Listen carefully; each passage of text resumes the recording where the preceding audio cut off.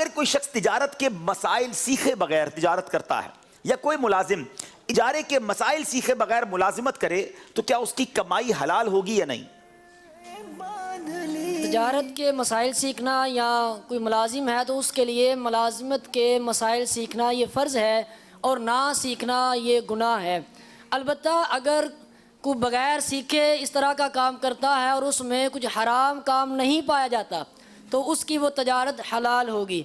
लेकिन अगर कुछ भी हराम काम उसमें पाया गया, जैसा कि कम तोल कर पैसे ज़्यादा लिए या फिर इसके अलावा छुट्टी की और छुट्टी के दिन की हाजिरी लगाकर उसके पैसे ले लिए, तो ऐसी सूरत में जो ज़्यादा पैसे लिए वो भी हराम होंगे और छुट्टी वाले दिन की तनख्वाह लेना ये भी उसके लिए हराम हो जाएगा।